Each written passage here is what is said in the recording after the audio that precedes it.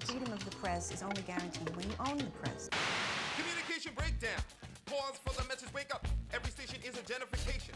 Global syndication is the shaping of the nation. ABC, Disney, NBC, GE, Murdoch is Foxy, and with a hen, he owns a pen, the camera, the sword, by Coke, by Ford, getting broke, getting bored. And experience yours. From the earliest days, freedom of the press was what defined America. Thomas Jefferson, who helped write the Declaration of Independence, believed a free media was essential for a free nation, saying, were it left to me to decide whether we should have a government without newspapers or newspapers without a government, I should not hesitate a moment to prefer the latter. That was in 1787. Today, our newspapers seem to be fading in importance in a multimedia world that is largely owned and controlled by a handful of large media corporations. I think we're probably the most media-dominated society in the world. Jeff Cohn worked in major media. Now he's one of the industry's fiercest critics. Half a dozen corporations own and control most of the mainstream media in our country. So if you're looking at who rules America or who owns America, it's the same people that propagandize to America. The press and the outlets that report news or convey information are just a small slice of vast media empires producing entertainment products that also sell a way of life based on consumption. When you look at who's on the boards of media corporations, they're also on the boards of U.S. oil companies, and they're on the boards of U.S. military contractors.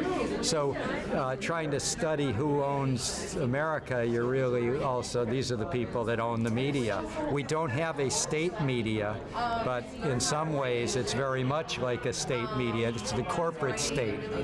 If this is true, then we can say that the American media doesn't just report news. As we'll see, it's not independent of the system, but a pillar of it. It reinforces the worldview and defends the interests of those who rule America.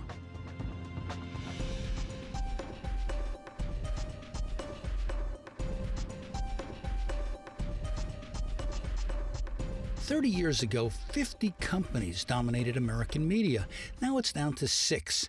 Here are some charts on media ownership that illustrate this concentration. With new global digital enterprises like Google, Facebook, and Twitter growing in importance worldwide, U.S.-based media became a transnational force. The U.S. media companies are themselves owned in large part by hedge funds, mutual funds, and finance companies. Barry James Dyke is an asset manager who has studied media ownership. The research which I've done is unequivocal, and I kind of stumbled into this, is that the media companies, the major media companies, i.e. the Disneys, the CBSs, the news corporations, all of them, this is all public documents, is that they're all actually owned by mutual fund companies. The majority shareholders are owned by mutual fund companies. So, and also they also get a lot of their revenue from these companies. So you're never going to see any consistent criticism about these fund companies. Are these companies investigated by the media? No, they're not. Are they responsible to the public in some way? Are they accountable? Do the public really know what they're doing? The public really doesn't have a clue. They really don't know what they're doing. He has documented his findings with charts in his own book, The Pirates of Manhattan. Well, people are not going to be not getting the truth. But there is a lot of coverage, especially of politics, that's often treated as a sporting event, with an emphasis on poll numbers and election results. Mary Boyle follows media coverage of elections for Common Cause. What about the role of the media? Is the media helping to strengthen our democracy, or do you think it's helping to divide us? Well, I think that's a great question. I think that, you know, there are a couple of things going on there. Obviously, you've got kind of cable channels that are you know, in different camps, and they are not showing different points of view. You've got Fox News showing the right, you've got MSNBC showing the left. And so with a setup like that, you have Americans that are just kind of tuning in to the channel they want to listen to, that, you know, kind of expresses their views, and you're not seeing kind of a mix of an opinion, a debate, anything like that. You've also got, you know, the shrinkage of the media.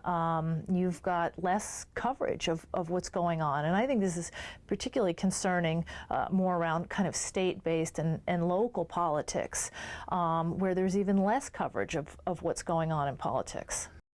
But even as the world is known for its diversity, American media is not. Editorially and ideologically, the power elite tends to reflect the views of the government and the people who shape its views. Dissenting politicians like Congressman Jesse Jackson Jr. have a hard time getting their views heard. Who owns the media? How the media is translated? Some of the moguls and the titans of media and industry are part of the problem. They shape a narrative for the American people, a narrative that ultimately leads millions of people to vote for candidates based upon the narrative that they shape, based upon the talking heads that they control. And those Americans tend to vote and tend to engage the system on the basis of that which they hear. Media is a significant part of this problem. Historian Eric Foner agrees. He says it's not just political bias at work, but what the media as a business feels it's forced to focus on to attract ratings and revenues.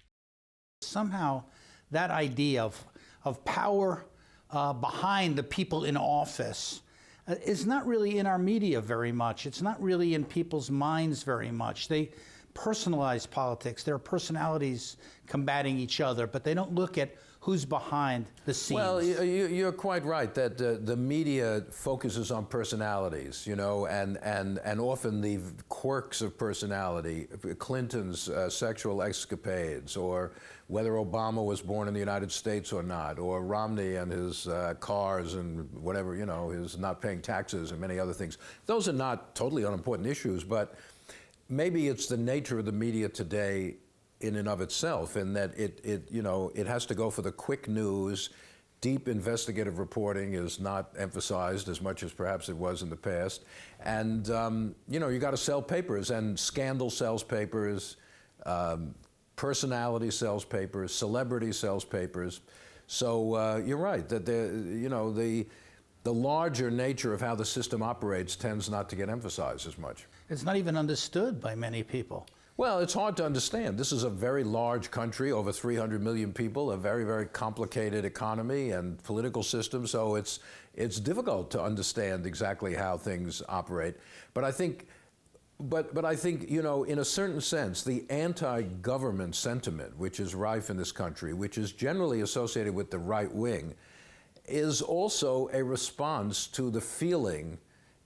It's an inchoate feeling. It's not an analytical feeling, but it's a feeling that government is aloof. It is not responsive. It does not really represent the people. It represents some very particular interests, and that sense is pretty widespread in this country.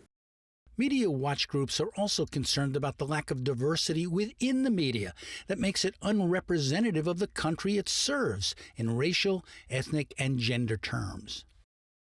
The unwritten credo of the New York Times is do not alienate those for whom we depend for money and access. Chris Hedges was an award-winning journalist for the New York Times, an American media star.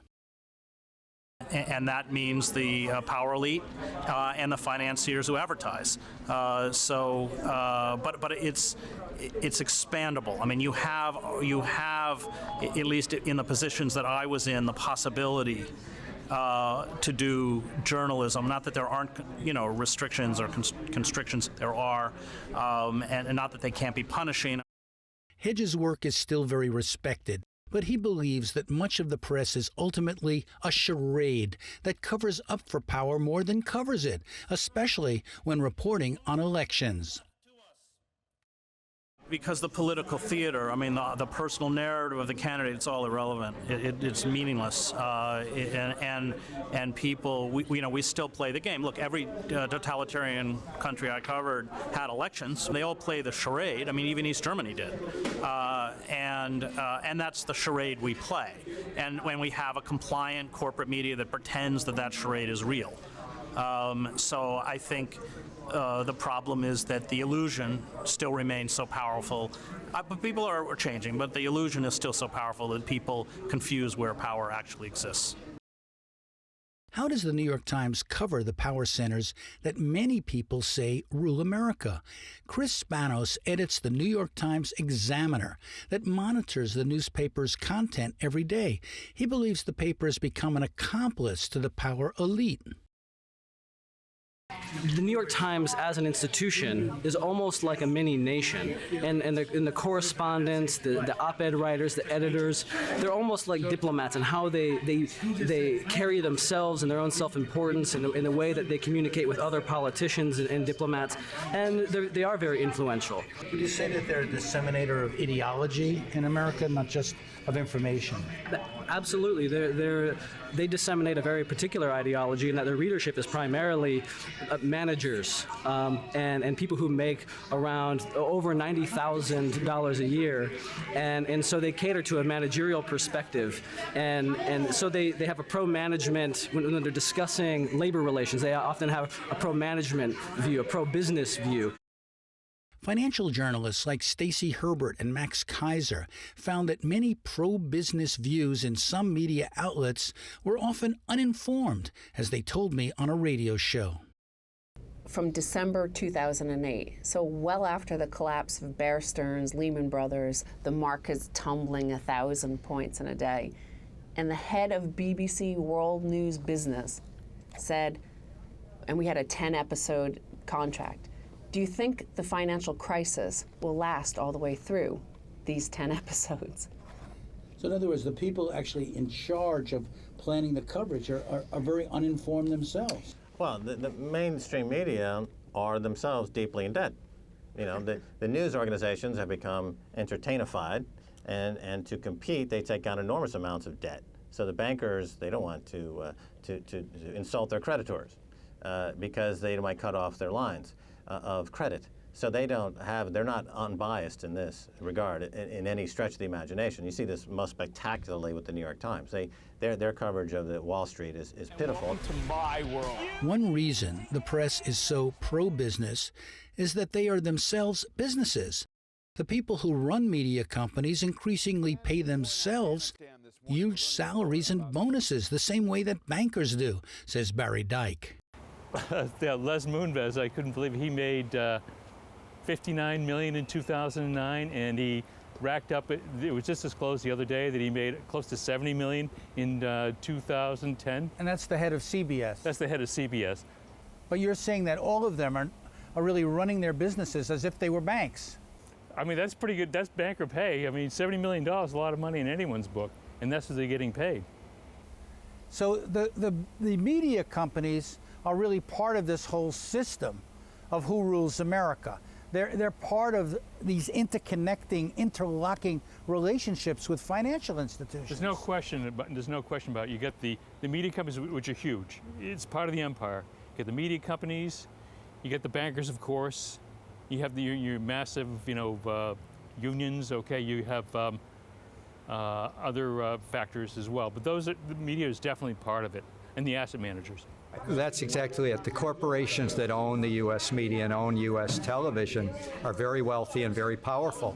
And the people at the top of the news networks get paid an awful lot of money.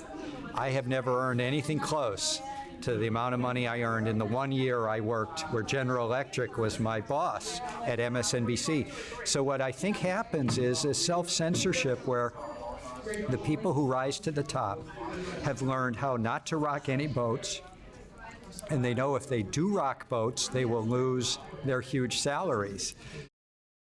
Newspapers like the New York Times, the Washington Post, and the Wall Street Journal tend to frame a deeper narrative that tells us what we should believe matters.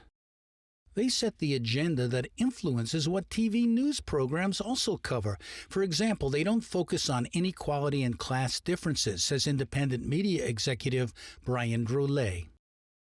They don't talk about the working class, and part of it is it's like the idea that they promote this idea that if you buy a lottery ticket you could win, right? So you're already thinking that maybe you could win.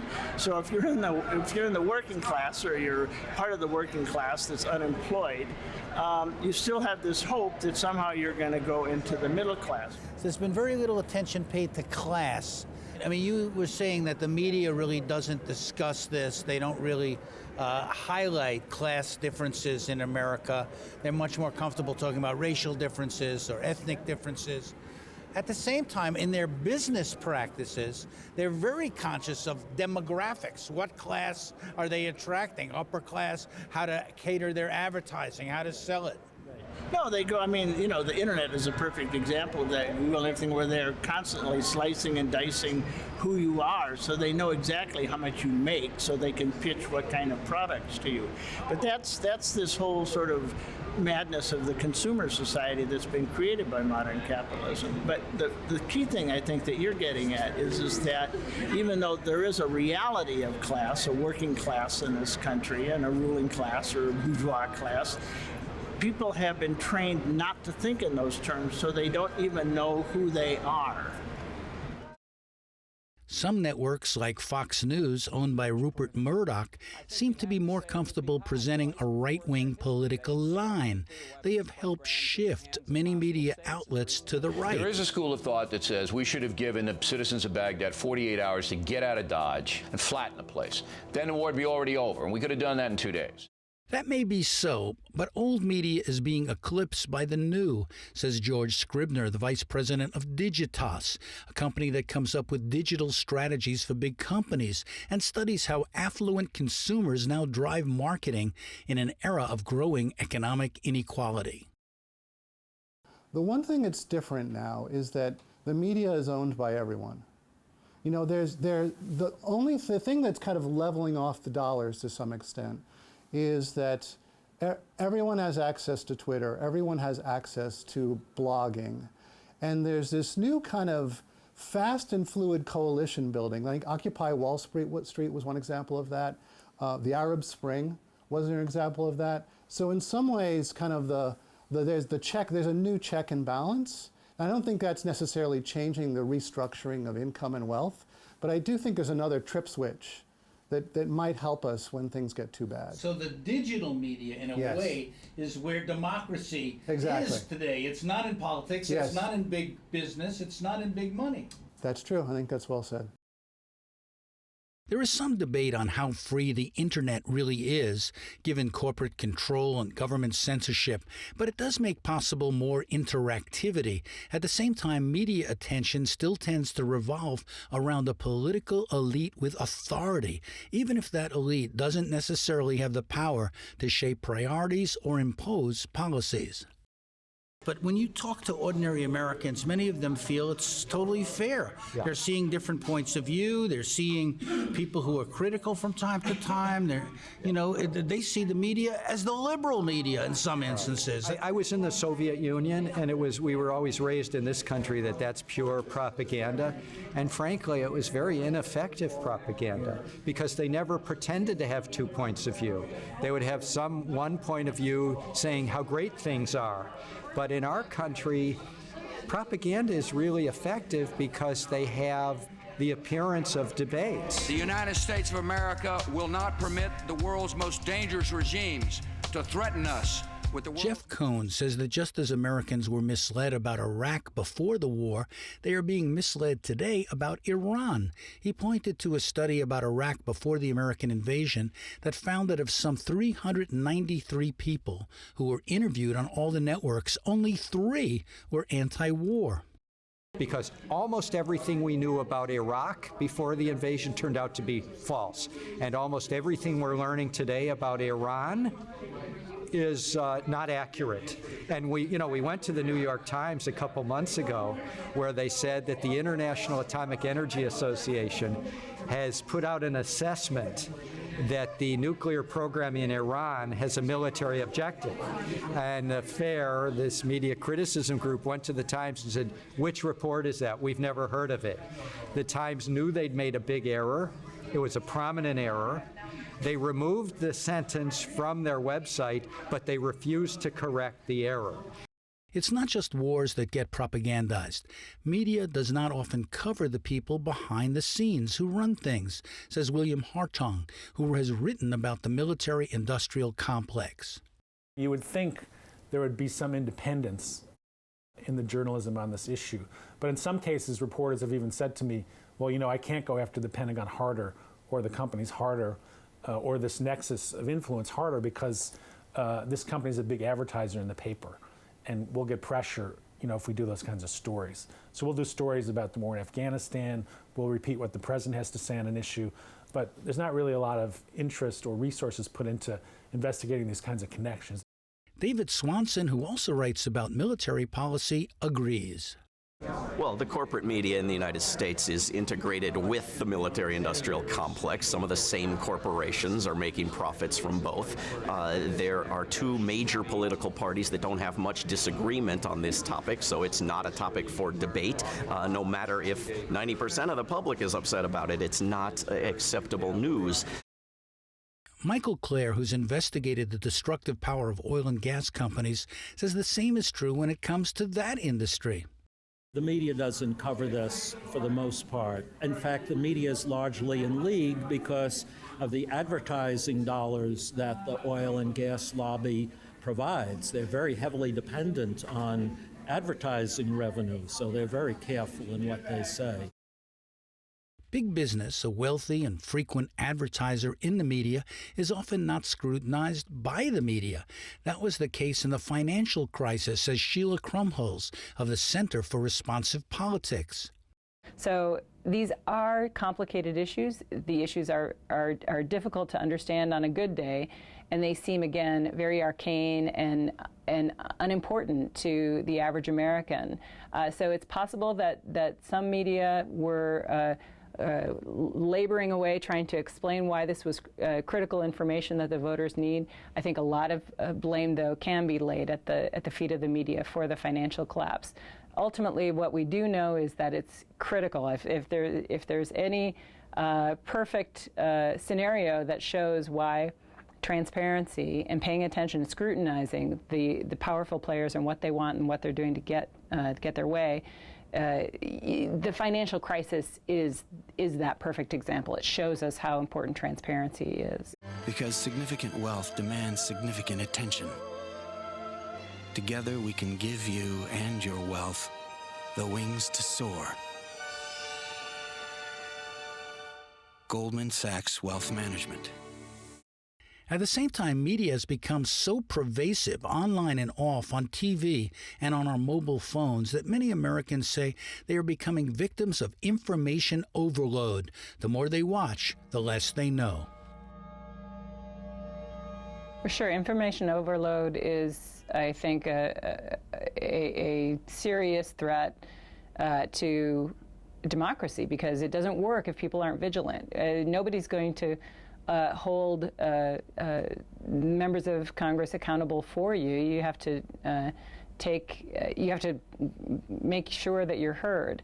I think there's also the sense that because there is this tension, and some would say healthy tension, between concern about protecting the process, democracy, and government from money's undue influence versus protecting freedom of speech and privacy. Nobody wants to censor information. We want our representatives to have all the information, even if it's coming from deep-pocketed corporations, unions, or trade associations, very narrow interests. We just want to make sure that they are doing their job to seek alternative perspectives, even if they're coming from groups that have no power and have no money. Media criticism tends to revolve around what's being covered and not covered, and not on the way media narratives shape how we think and what we think about. That's the power of media, and why it is now among the forces ruling America.